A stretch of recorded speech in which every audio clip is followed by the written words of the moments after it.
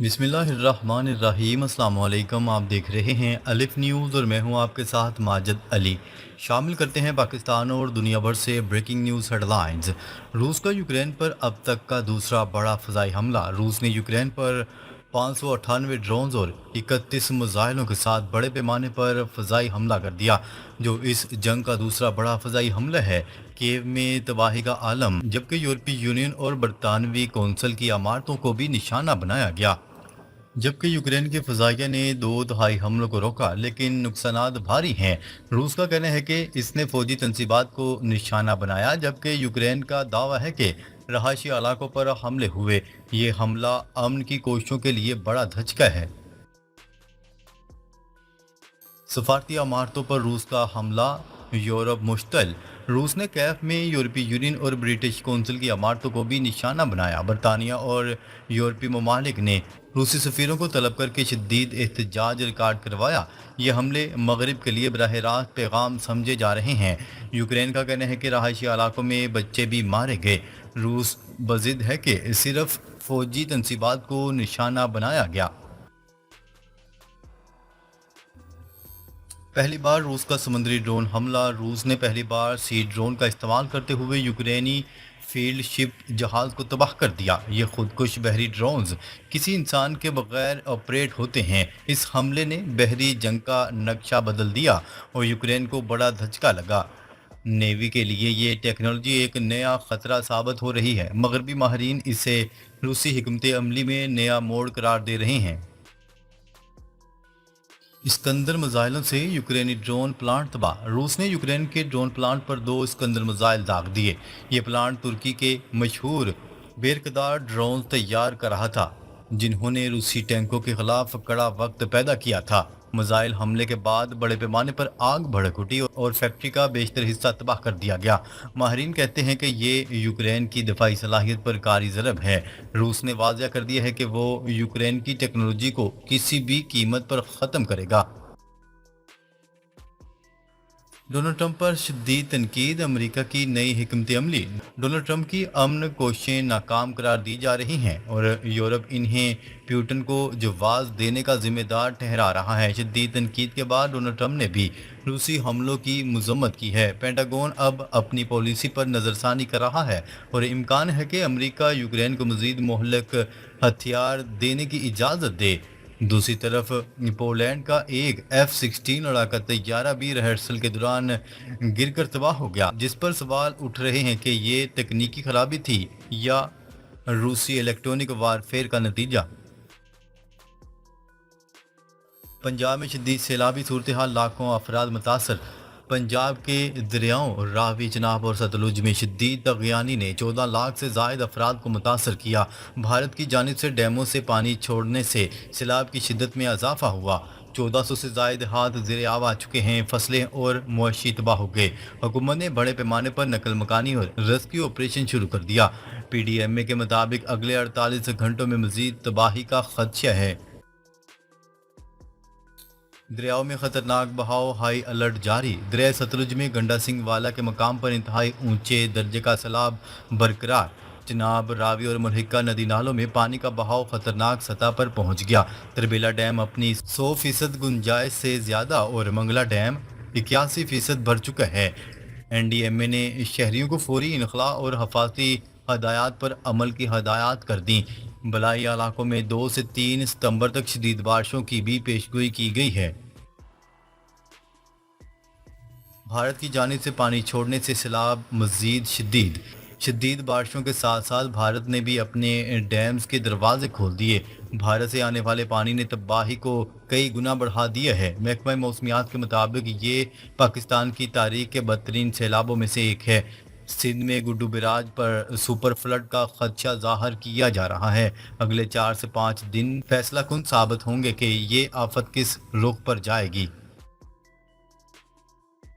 Rescue operations जारी, फौज और इमरजेंसी टीमें मुतहरिक। पंजाब में तारीख का सबसे बड़ा रेस्क्यू ऑपरेशन जारी। 800 से ज़ायद कश्तियाँ तैनात। पाकिस्तान आर्मी रेस्क्यू 1122 और दीगर अदारे मुतासरीन को महफूज मकामात पर मुंतकिल कर रहे हैं। लाखों अफराद को इमदादी کیمپوں میں منتقل کیا گیا جہاں خوراک اور ادویات فراہم کی جا رہی ہیں۔ شدید بارشوں نے ریسکیو آپریشنز میں مشکلات پیدا کر دیں۔ محکمہ موسمیات نے اگلے 24 گھنٹوں میں مزید بارشوں کی پیش گوئی کی ہے۔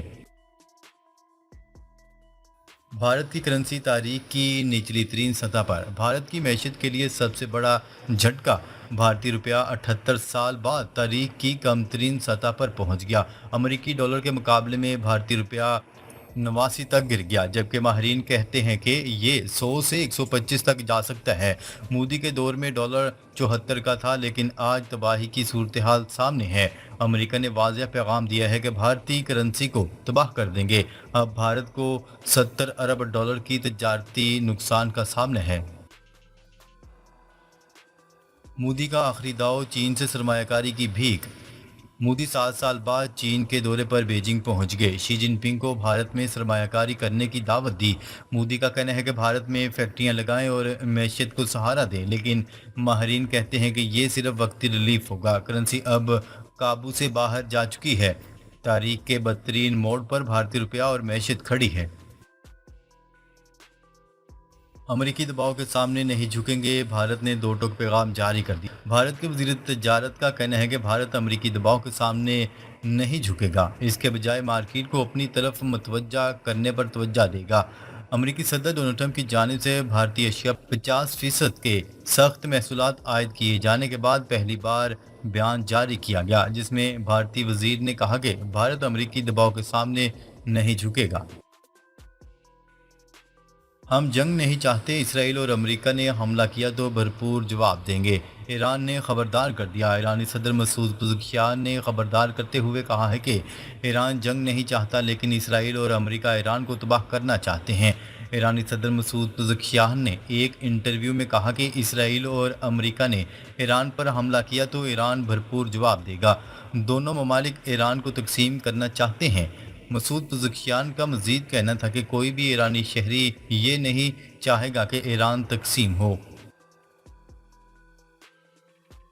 ایرانی اور روسی صدور کا رابطہ، ایران کو یورینیم افزودگی کا بنیادی حق ہے، روسی صدر ولادیمیر پیوٹن۔ ایرانی میڈیا نے مسعود پزشکیان اور صدر پیوٹن کے درمیان ٹیلی فونک رابطے کی تصدیق کی ہے۔ ایرانی میڈیا کے مطابق دونوں صدروں نے ایران کے جوہری توانائی پروگرام پر گفتگو کی۔ اس موقع پر ایرانی صدر نے کہا کہ تہران جوہری ہتھیار بنانے کی کوشش نہیں کرے گا۔ روسی صدر ولادیمیر پیوٹن کا کہنا تھا کہ ایران کو یورینیم افزودگی کا بنیادی حق حاصل ہے۔ روسی صدر کا دورہ چین، پاکستان اور بھارتی وزیر اعظم سے ملاقات شیڈول۔ روسی صدر ولادیمیر پیوٹن 31 اگست سے 5 ستمبر تک چین اور روس کے مختلف شہروں کے دورے پر جائیں گے، جہاں وہ 1 درجن سے زائد عالمی رہنماؤں سے ملاقات کریں گے۔ صدارتی مشیر برائے بین الاقوامی امور نے میڈیا کو بتایا کہ اس دوران پیوٹن کا شیڈول غیر معمولی طور پر مصروف ہوگا۔ ولادیمیر پیوٹن شنگھائی تعاون تنظیم اور شنگھائی تعاون تنظیم پلس کے اجلاسوں میں شرکت کریں گے۔ متعدد دو طرفہ ملاقاتوں میں بھارتی وزیر اعظم نریندر مودی، ترک صدر رجب طیب ایردوان، ایرانی صدر مسعود پزشکیان اور پاکستانی وزیر اعظم شہباز شریف شامل ہیں۔ چینی سائنسدانوں نے ایویکس طیاروں کو دشمن کے ریڈار سے بچانے کی ٹیکنالوجی تیار کر لی۔ چینی فضائیہ کے سائنسدانوں نے ایک نئی ریڈار ٹیکنالوجی تیار کرنے کا دعویٰ کیا جو ارلی وارننگ اینڈ کنٹرول طیاروں یا ایویکس طیاروں کو دشمن کے ریڈار سے پوشیدہ رکھ سکتی ہے۔ ارلی وارننگ طیارے طویل عرصے سے جنگی حکمت عملی کا لازمی حصہ سمجھے جاتے ہیں، لیکن ان کے طاقتور ریڈار سگنلز کے باعث یہ بآسانی دشمن کے ریڈار میں آ جاتے ہیں۔ تاہم چینی ماہرین کا دعویٰ ہے کہ انہوں نے ریڈار سگنلز کو اس حد تک پیچیدہ بنا دیا ہے کہ دشمن کے لیے ان کا سراغ لگانا تقریباً ناممکن ہو جائے گا۔ امریکی عدالت نے ڈونلڈ ٹرمپ کے زیادہ تر ٹیرف کو غیر قانونی قرار دے دیا۔ امریکی اپیل کورٹ نے صدر ڈونلڈ ٹرمپ کے زیادہ تر ٹیرف کو غیر قانونی قرار دے دیا۔ عدالت کے مطابق فیصلے کے خلاف امریکی سپریم کورٹ میں اپیل کی جا سکتی ہے۔ عدالت نے ڈونلڈ ٹرمپ انتظامیہ کو اپیل دائر کرنے تک ٹیرف 14 اکتوبر تک برقرار رکھنے کی اجازت دے دی۔ امریکی صدر ڈونلڈ ٹرمپ نے رد عمل میں کہا کہ تمام ٹیرف اب بھی نافذ ہیں۔ عدالت کا یہ بھی عدالت کا یہ فیصلہ امریکہ کو تباہ کر دے گا۔ ٹیرف پر فیصلہ سنانے والی اپیل کورٹ غلط اور جانبدار تھی۔ سپریم کورٹ کی مدد سے ٹیرف کو قوم کے فائدے کے لیے استعمال کریں گے۔ امریکہ نے فلسطینی حکام کے ویزے منسوخ کر دیے۔ امریکہ نے فلسطینی حکام کے ویزے منسوخ کر دیے۔ امریکی محکمہ خارجہ نے محمود عباس سمیت 80 نمائندوں کو ویزا جاری کرنے سے انکار کر دیا۔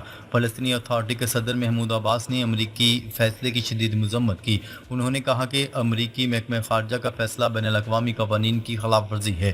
اقوام متحدہ کی جنرل اسمبلی کا اجلاس ستمبر میں ہوگا۔ فرانسیسی صدر ایمانوئل میکرون کا بطور صدر اپنی مدت مکمل کرنے کا اعلان۔ خبرساں ادارے کی رپورٹ کے مطابق فرانسیسی صدر نے صدارت سے متعلق تمام قیاس آرائیوں کو جھوٹا قرار دے دیا۔ انہوں نے کہا کہ حکومت کے لیے اگلے ماہ بجٹ پر اعتماد کا ووٹ حاصل کرنا ضروری ہے۔ اعتماد کے ووٹ میں ناکامی حکومت سے علیحدگی کا دباؤ بڑھائے گی۔ ایمانوئل میکرون نے لبنان کے حق میں بڑا بیان دیتے ہوئے کہا کہ فرانس لبنان کی سلامتی اور خود مختاری کا حامی ہے۔ لبنان میں اسرائیلی ڈرون حملوں سے 2 فوجی جام حق ہوئے، جس پر تشویش ہے۔ ناظرین، اب تک کے لیے اتنا ہی۔ مزید خبریں لے کر بہت جلد آپ کی خدمت میں حاضر ہوں گے۔ تب تک کے لیے اپنا خیال رکھیے گا۔ اللہ نگہبان۔